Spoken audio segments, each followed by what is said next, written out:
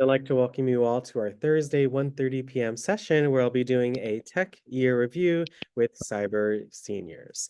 I'm going to read our disclaimer before we get started. The WildTech DC Senior iPad program, its owners and presenters offer technical assistance, virtual health well-being information designed for educational purposes. You should not rely on the information, any applications, or topics made by WildTech, including but not limited to mobile device applications and any social media pages maintained by WildTech, its owners, or presenters as a substitute for professional medical advice, diagnosis, treatment, or legal advice. Thank you so much for letting me read the disclaimer. If you cannot see us or hear us or see the screen, please let us know in the chat. We would appreciate that. I recommend that you have some kind of notes next to you so you can record some information and review it for later. And let's make sure our TVs and cell phones are silenced to give others, and most importantly, ourselves, the most immersive experience. Again, Annie, if you could introduce yourself and what you'll be doing today, we would really appreciate that. But I look forward to the session, and thanks so much for coming on as always. Thank you so much for having me, Alex. So today we are going to do a trivia quiz kind of session. It's not going to be so much me with a slideshow, though I prepare like a slideshow that you all can see, including the questions that we are going to pretend to answer or do our best to answer. I should not have used that word pretend, but we should do our best to answer the questions. So I include a couple examples of how the questions can be answered throughout the presentation.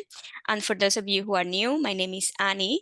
I work for a nonprofit organization that helps older adults, such as you, to use technology. We train on different electronic devices and also different tech topics. So with that being said, Alex, can I start sharing the presentation? Is that right? Yep, you're good to go. All right, so I'm gonna start with this.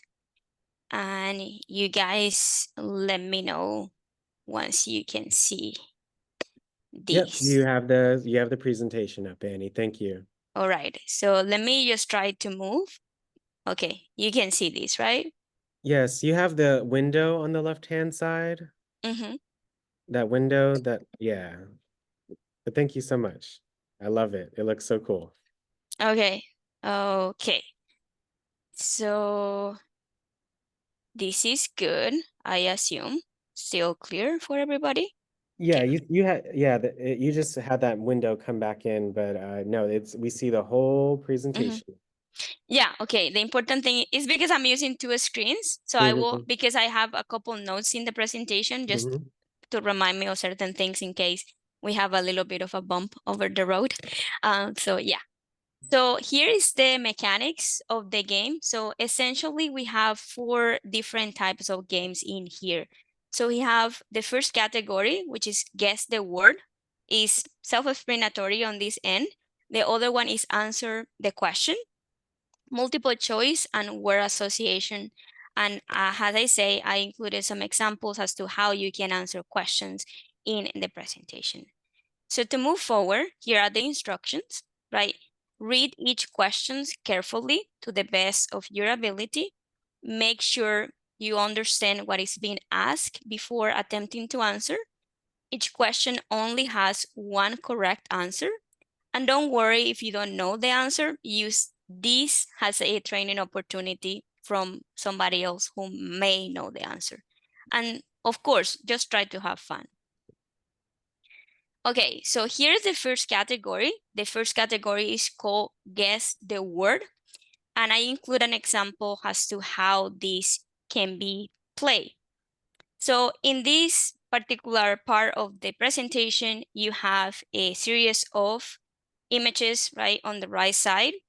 Each image is associated with the word here. So for example, what is the word that links these four together? So the word that links the four items on the right is raise. As you can see here, they are raising their hand, here too. And the action of lifting something is essentially what links the four items together. Is that making sense for you guys? Or do we need to elaborate a little bit more on this? Okay. Okay, I will move forward. All right. So here is the first question that you can attempt to answer. So these four applications, belong to the same app category. Can you guess the name of it? So the name of the app category these 4 applications belong to. Here we have a cue or clue, which is the answer has 6 letters. So again, please raise your hand if you would like to answer. What do you think the answer is, you all?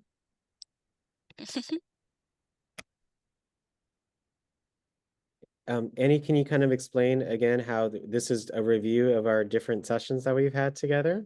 Yes, so we start with the first presentation that we did. I cannot say the name of the presentation because the answer is actually in the name of the presentation, but it's a review of all the things we cover. I tried to put a little bit of everything here. So this is the first presentation we did at the beginning of the cycle. So, and little recap. So each of these applications or images on the right represent the name of a category in terms of apps. So for example, you have apps that are entertainment. Those belong to the category of Netflix, right? Crave or music. So that is an app category. So here you have a Sleep Cycle, Map My Walk, Mealime, which is a meal planning application, and a Headspace. So if you see those 4 icons, what do you think these belong to? Or what do you think, what do you think the category of this application is? So somebody, yeah. Okay, Mr. Donald, what do you say? What is your answer? Health. Yes. Well, it's 6 letters, right? Yeah, 6 letters. Yes. Yeah. So Mhm. yes. So health. Good job, Mr. Donald. Thank you so Yeah, much. thank you so much. So for those of you who weren't here, we went over applications that allow you to manage your health better. And in those applications, we have a Sleep Cycle. This is an application that allow you to track how much you sleep during the night, just so you know if you are resting enough. You have Map My Walk. If you are a person who loves to walk, this allow you to track the routes that you take when you are walking. Mealime is an application that allow you to see recipes to cook easy meals. And Headspace, it's a meditation application. And when it comes to health apps, they enable you to monitor different things, whether it's physical activity, improving your health and eating habit, as well as personalizing sleep hygiene tips. So if you want to take a look at those, I recommend checking them out. This presentation will be made available for you. I will email it to Alex just in case you want to go over some of the things we are discussing here. And again, this video will be posted on our YouTube channel as well. Yeah, exactly. Okay, so similar to what we just went over, these belong to the same interactive technology. So the clue is 11 letters. Okay, Brenda, that was really fast. What do you say? What is the word or words? Social media. Let's see. Yes, Good job, social Brenda. media. Thank you. Good job. So like a informative thing, in case you guys don't know, Instagram has 1 billion active users, making it the world's 6th most popular social media platform. Oh, I skipped there really fast, so I apologize for that. Facebook is possibly the most well-known social networking app on the modern age in comparison to other years and decades.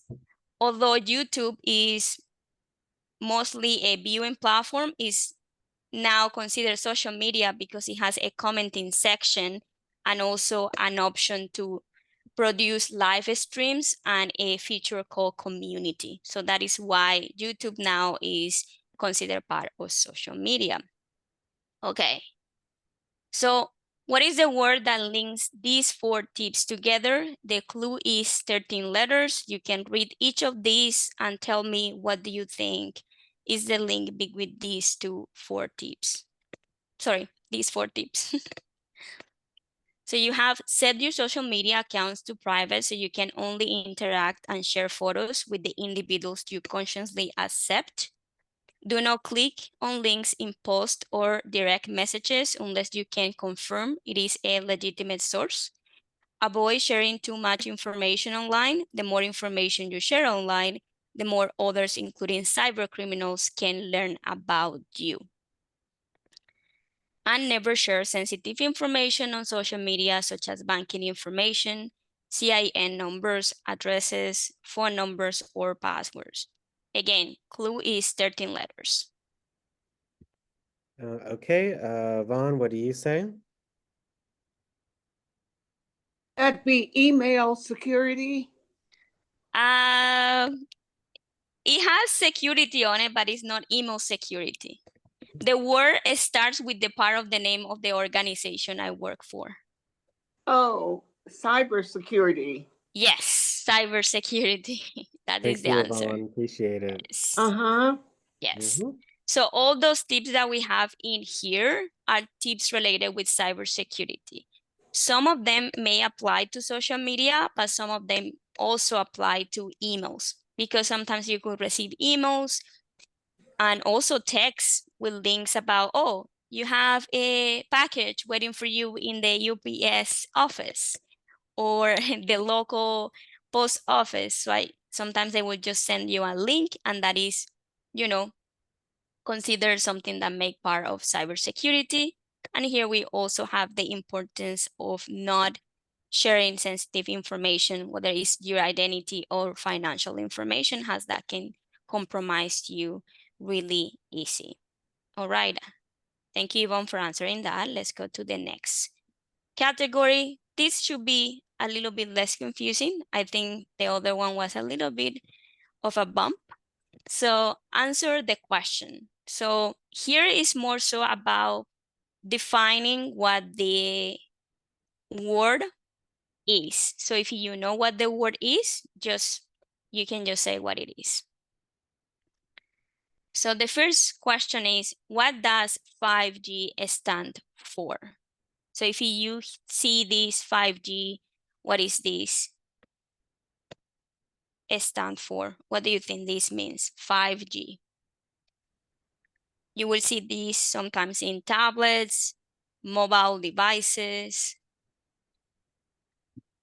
Again, we talked about a few of these topics or all these topics in our sessions. So Yes. okay, Mr. Donald will come back to you. Just want to hear from as many different voices. Miss Jeanette, what do you say? What do you think the answer is? You have to hit unmute in the middle, Miss Jeanette. You have to hit unmute. 5 gigabits. Mhm. Remember, it's 5G. So it cannot be 5 debits because it doesn't have a D.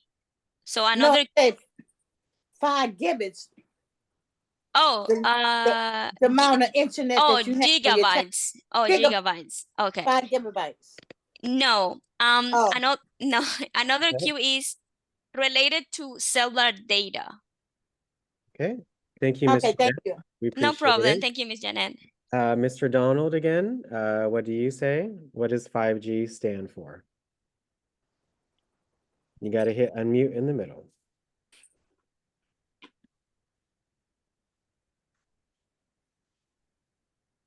Again, don't forget to lower your hand and mute yourself afterwards. Thank you so much. Miss Brenda has Okay. it. Yes. Yep. Okay. Brenda, once again, what do you say? Is it 5th generation? Yes, it is. Great So job. 5th generation mobile Yeah. network. Yes.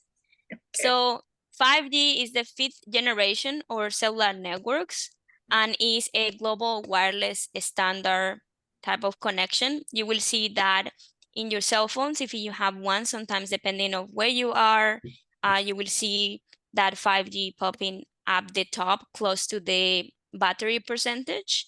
And it enables to connect different devices, objects among each other just by the capability that it has.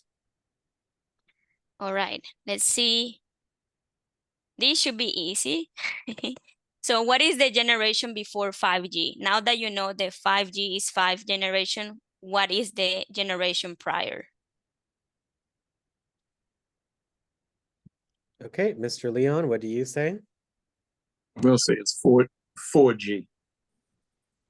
That's correct, 4 generation. And sometimes you will see that devices are not in the transition of 5G because sometimes the model doesn't allow them to connect to 5G, so they use 4 generation. Very good, Miss Leon. That was Mr. Leon, right? All right. So how are we doing here? Good? How is everybody doing or feeling? All right. Here is the multiple choice one.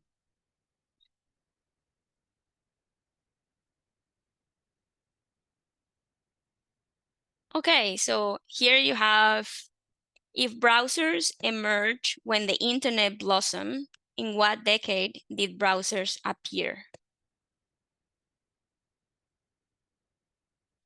So 2010s, 90s, 2000s, or 80s?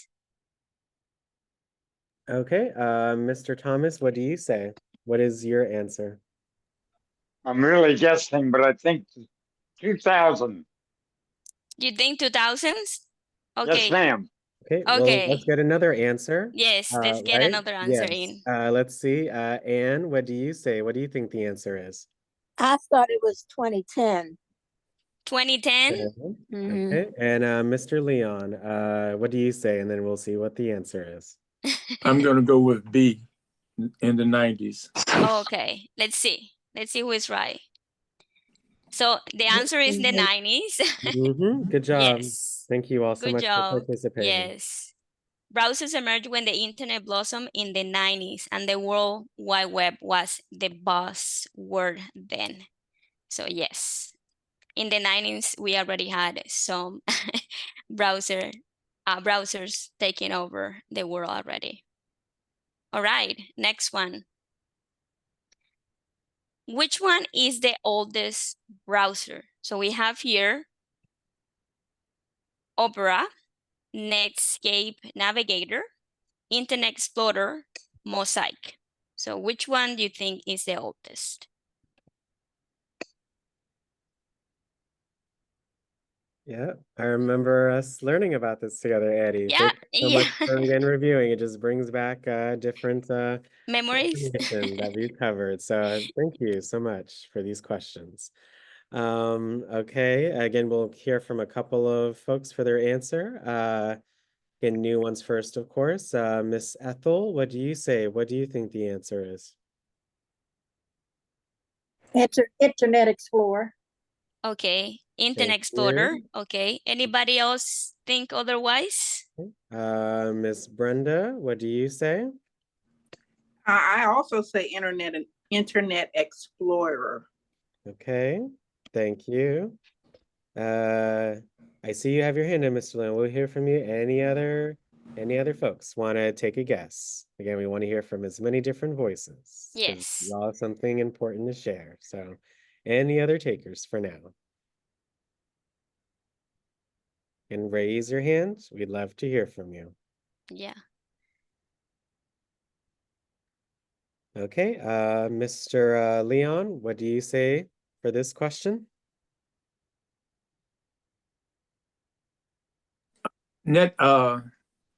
Netscape Navigator. Navigator. So we had 2 C's and 1 B. Yes. Anybody else who is not agreeing with the C or B? Okay. Seems like we don't have any more raised hands. No. All right. I'm going to reveal the answer. All right. So the answer is Mosaic. Mosaic. Yes. So Mosaic is from 1993. Netscape Navigator is from 1994. Internet Explorer is from 1995. And Opera is also from 1995. Opera is still in use. Internet Explorer has been discontinued. Netscape Navigator is also discontinued. And Mosaic is also discontinued. So out of the 4 that would include here, we included here, the only one that is still in operation is Opera. All right, so let's see the next one. Okay, which browser is considered the best private one? So Chrome, DuckDuckGo, Firefox, Microsoft Edge. Yeah, we spent the whole session on this particular browser. So Yes, we did. any takers? Yeah. Thank you, Brenda. Keep your hand up. Thank you so much. Any other takers? Any other takers? Okay, again, Mr. Leon, keep your hand up. Thank you so much. We love to hear from as many different folks. Okay, thank you, Miss Donna. I appreciate that. What do you say? You gotta hit unmute in the middle. A, Chrome. Okay, thank you, Miss Donna. Anyone else? We hear from Miss Brenda and Mr. Leon. Anyone else would like to share their answer?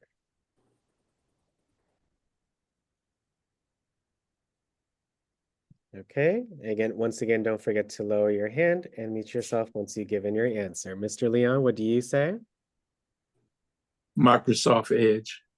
Microsoft Edge. So we have Chrome, Microsoft Edge. Who else? We have, okay, two more, then we'll hear the answer. Brenda, what do you say? I say B, DuckDuckGo. Okay, Okay. and one more. Okay. Carolyn? Yeah, Miss Saunders, what do you say? You got to hit unmute in the middle. Chrome.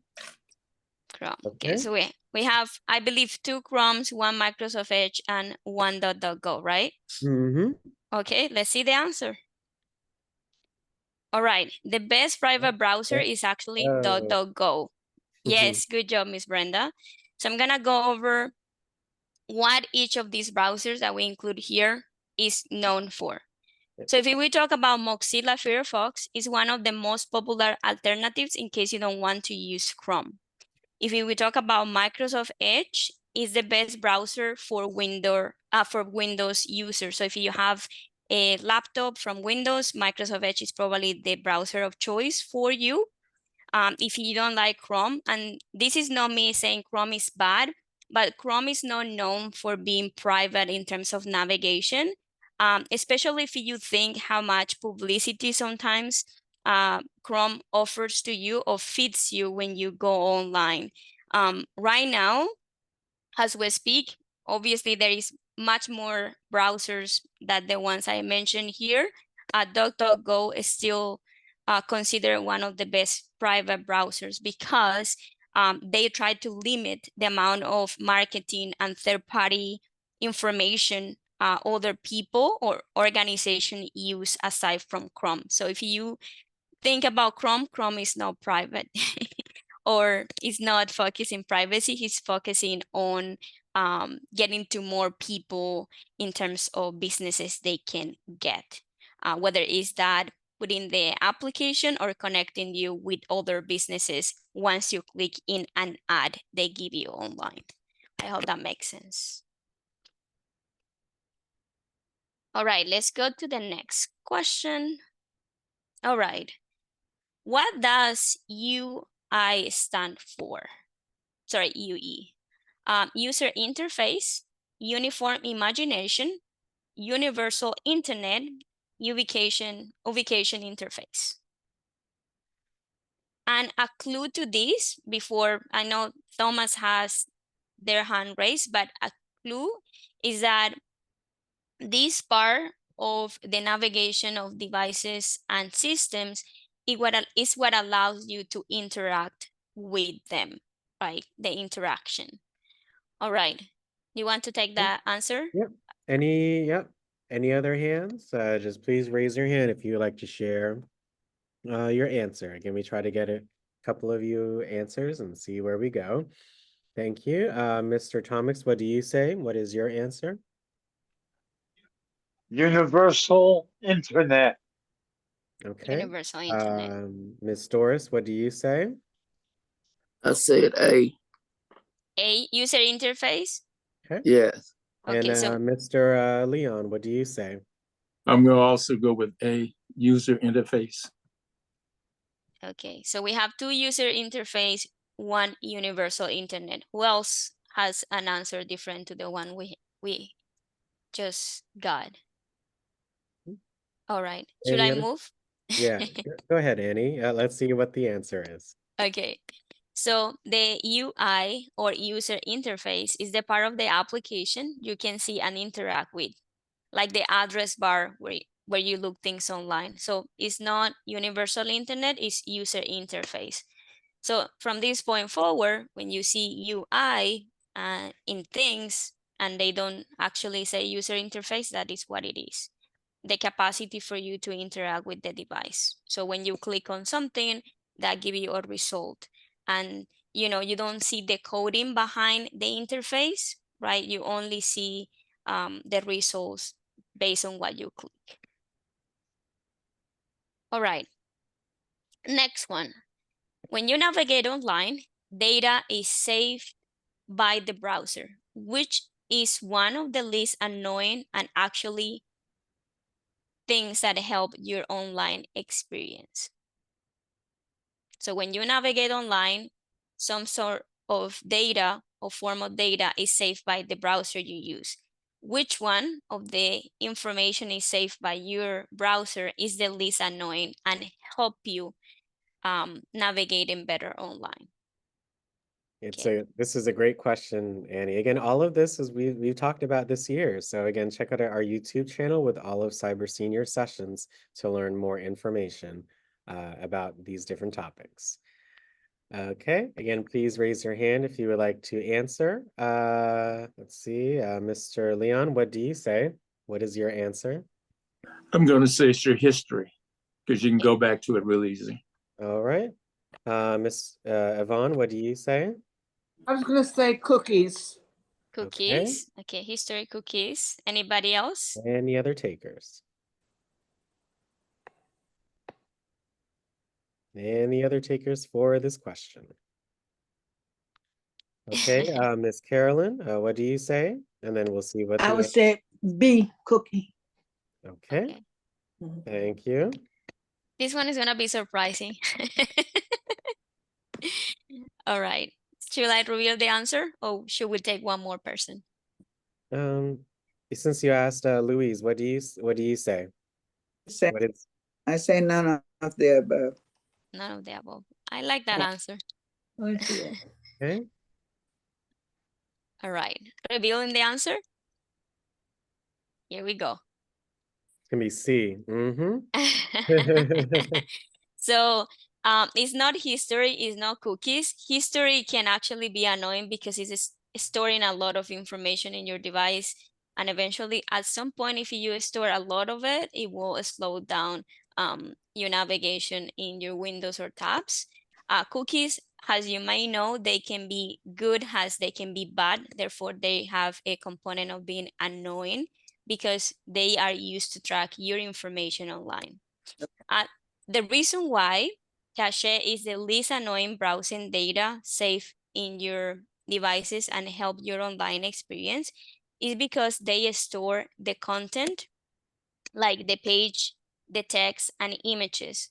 So whenever you look online and you have a result of a page, you have images and the text associated with the page. The cache is what allows you to see those things faster when you go to that website next time, and is the least harmful or annoying to have in your devices. Is anybody interested in asking more about this? Is this making sense? If you do or have any comments, feel free to unmute. I think Alex will let you opinionate about that. All right, so I will move to the next portion, which is word association. So here's the dynamic.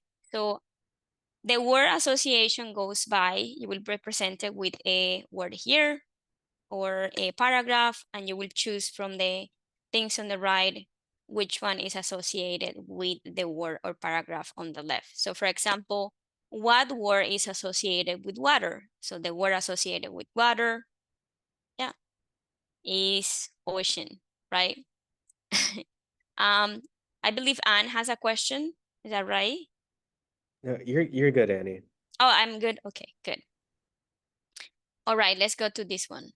So what is the word associated with streaming? Or what is associated with streaming? So it's like another multiple choice, just Yeah, different yeah, style. yeah, Okay. exactly. So we'll try to get a couple of hands for this as well. So Yeah. what is associated with streaming? A, B, or C? So Uh, A is live or recorded content. B is set-top boxes, and C is wired. Okay, we have 3 hands, or 5 actually. Thank you. Yeah. Uh, Oh, Dolores, what do you say? It's A. Okay, we're just gonna go through rapid fire. Okay, Mr. Thomas, which one do you say? I also say A. Okay. And Yvonne, what do you say? I say A. Mm-hmm. I think we kind of have a majority. Unanimous? So Yes. let's see what the answer is. Yes, it's Good live or job. recorded content. So clap for everybody. Good job. It's the first one that everybody is agree across the board. So I'm happy for that. All right. So are we ready for the next one? So you got the point. I assume that you got it. Okay, what paid streaming service is associated with Amazon? So you have YouTube Premium, Freebie, and Prime Video. So read the question and remember there is only one answer. So what paid streaming service is associated with Amazon? All right. Miss Geraldine, what do you say? I say Prime Video. All right. Thank you. Let's see, Miss Doris, what do you say? B. Prime Video? Thank Yeah. you. Okay. Thank you so much. Miss Maria, what do you say? I say Prime Video. Okay. Okay, pretty unanimous as well. Yeah, okay. Everybody ready? Or are we taking anybody else who think otherwise? Okay. Should I go? Yeah, that's fine, Annie. I was assisting someone. Okay. So the answer is Prime Video. So yes. So the paid streaming service is associated with Amazon is Prime Video. All right, let's see this one. A streaming service that doesn't require a subscription. So one of the 3 streaming services on the right does not require a subscription. So it's free to use. Which one is? Annie Let's talked see. about it and we talked about it as well. Yeah. Everything I put here, we talk about for sure. I did not bring any surprises. I'm not a bad teacher. Just, just trying to hear from as many different voices. Miss Ethel, what do you say? B. Okay, thank you. Let's see, Miss Elise, what do you say? Miss I Elise? heard 1B, but I haven't heard anything Yes, else. Miss Elise, what do you say? You got to hit unmute in the middle.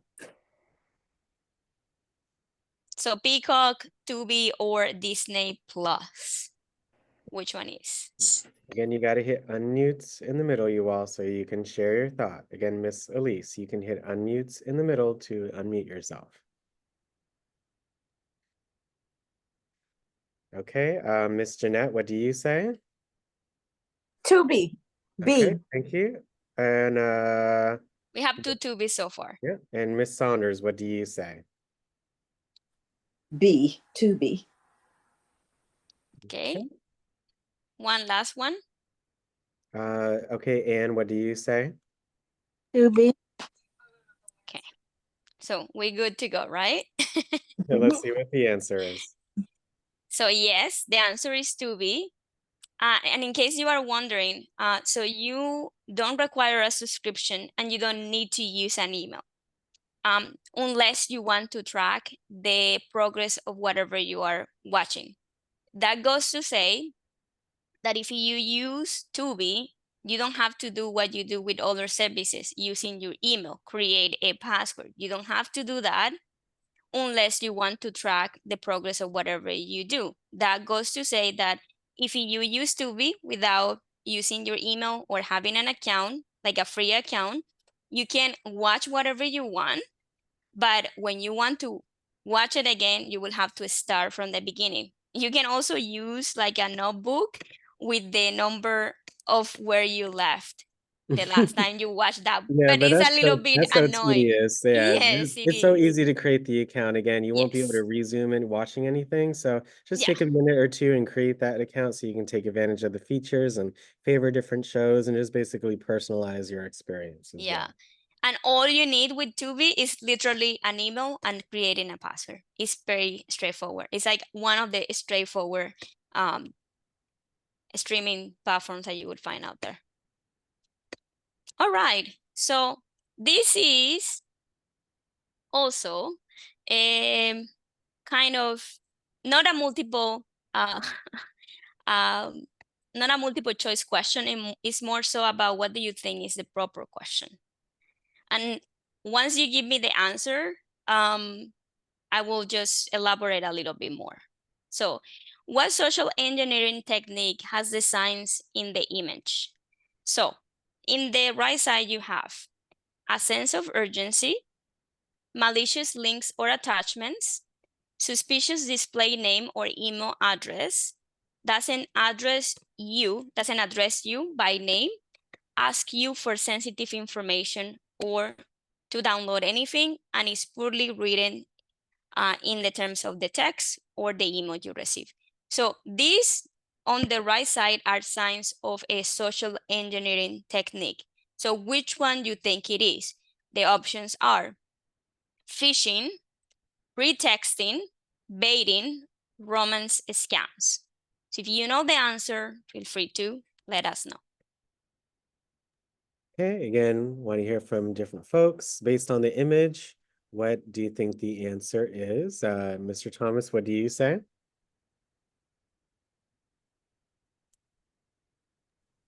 Fishing, Phishing. A.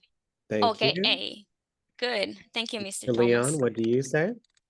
I'm also go with A, fishing. Okay. Any other takers? Okay. Luis? Yeah, Miss Willette in the chat said A. Louise, what do you say? I say fishing. Okay, thank you. Okay. Yeah, let's see what the answer is, Annie. That is not an answer. I would just explain each of them and Mhm. you will get the answer from there because Okay. that is the mechanic of this one at least. So phishing is a type of fraud in which someone has a trustworthy business or person to steal information, and is related to the sense of urgency, malicious links or attachments, suspicious display name or email addresses, doesn't address anybody by their name, ask you for sensitive information or to download something, and is also commonly poorly written. In the sense of pretexting, so pretexting happens when scammers create a fake scenario or pretext that compels the target to give away money, to access your network, or even sometimes enter into your place. So it's similar, but the difference here are very clear, and that is why most of you were able to identify that was phishing. And baiting involves promising an exclusive offer, such as a free vacation or discounted technology, to lure targets into engaging with the scammer. Sometimes they will also leave supposedly free USBs, library or public places, so people gather in them, and once the people connect the USB into their devices, they will infect the device with a virus. So that is baiting. And the last one is romance scams. So you all know there are multiple applications online that people can connect to other people for romantic reasons. And sometimes people, when they start chatting, they start asking for money. They say they have trouble meeting, and they will always use an excuse not to meet in person, or trying to get material things from you, whether that is a gift card or a present or sometimes a transfer, you name it. So I hope that is clear for everybody. So thank you so much for all of you who unanimously decide that it was phishing. That is the correct answer. So let's go to this one. So based on the image, what application was open to find the device's privacy menu? So in the left side, you have the image. Right now, the person in this image is using an iPad. I use an iPad because I believe most of you have. Some of you also have an iPhone. And they were to a particular menu on their device to find this. So the name of this is A, Tips, B, App Store, C, Home, or D, Settings. So which one do you think is the answer? Okay, Mr. Leon, what do you say? Settings, D. Okay, D, Settings. Okay, Thank you, Ms. Mr. Leon. Dolores, what do you say? These settings. Thank you. Miss Maria, well, that's a D in the chat as well. Thank you. B settings. B, Settings. Okay, It's pretty much across the board. What do you say? I will say so Yeah. too. Yes. All right, let me know when we can. Yeah. What do you think, Miss Geraldine? D, settings. All right. All right, so it's unanimous and you guys know already. Let's go to Home. It's probably yeah. home. It's settings. So in this case, we are talking about opening the device privacy menu. The device privacy menu, whether you use, even if you don't use an iPad or iPhone, likely allow you to change things such as making your location not available or seeing what applications are using certain information from you, whether that is background or being operated in the background, if they have access to your contact list or your microphone. So privacy is a menu in the settings application of devices that allow you to control how your information or data is used by the applications you have installed. So for those of you who said settings, very good. Home will be more to find the settings application, so I will not discourage that answer altogether. All right, are we ready to go to the next one? I assume yes. All right, so on the left, we have the image. So the initials in the image represent adding an extra layer of security to your accounts. What do the initials stand for? The options are two-factor authentication, two-layer authentication factor, two-factor auto-validation, or two-password authentication. Please raise your hand if you would like to share. Let's see, Brenda, what do you say? Two-factor authentication. A.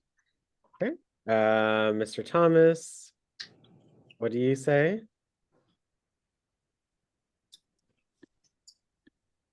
Or Miss Geraldine? A, Two-factor authentication, A. Okay, A. We also got some A's in the chat as well. Thank you so much. Okay, so everybody's saying A. Is that right, Alex? Yeah. Okay, let me know when you're ready to reveal the answer. Yeah, I think we're good, Annie. Okay, so yes, the answer is two-factor authentication, though other people would think it's two-password authentication, is not. The reason why it's called 2FA or two-factor authentication is because you use two types of systems to validate your information.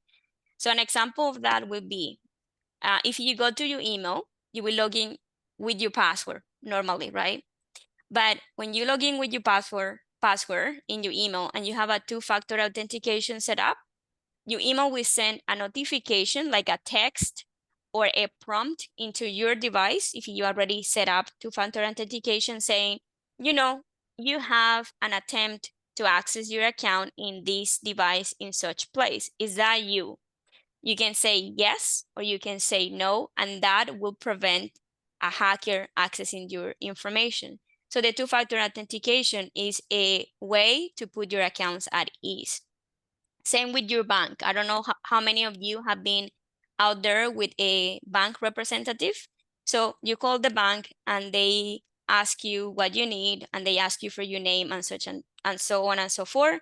And they tell you, in order to validate you as the individual of this account, can you please confirm the date of birth? You will say that. can you also confirm the text you receive into your phone number? So you would receive a text and you will give your representative that code. Though these kind of calls can be portrayed by a scammer, normally, if it's you calling the bank, it's okay. But if it's the bank calling you to ask these codes, you have to be more careful. So I hope you guys enjoy playing the trivia. I know it was a little bit confusing at the beginning. I hope that despite that you enjoy and you learn some things or refresh some of the memories we create during the whole time we've been talking about technology. Thank you so much for everything today. And thank you, Alice, of course, for your support. So I'm done with the presentation. Oh no, well, thank you so much for I love how bright and colorful it was. I really appreciate that. Definitely got our spirits up. And it was so fun just to see what we learned in 1 year. So again, like I said, make sure you check out all of our YouTube sessions with Annie's sessions for cyber seniors to go more in depth on any of the topics we talked about, but like apps for health, web browser anatomy, what is 5G data, social media. We have all of those different sessions that Cyber Seniors has done on our YouTube channel. So make sure you check that out. So what was your favorite topic this year, Annie, with us? What was your favorite?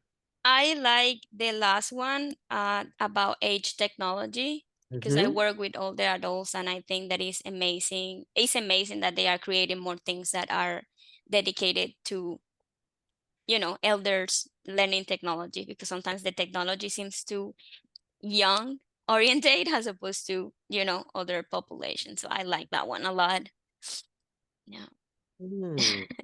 Well, again, thank you so much for sharing. It's, of course, always a pleasure. Again, hopefully, again, we can have you on once again, as always. And I really enjoyed today. I know the next time when you come on, you'll have something else for us to learn about Likely. as well.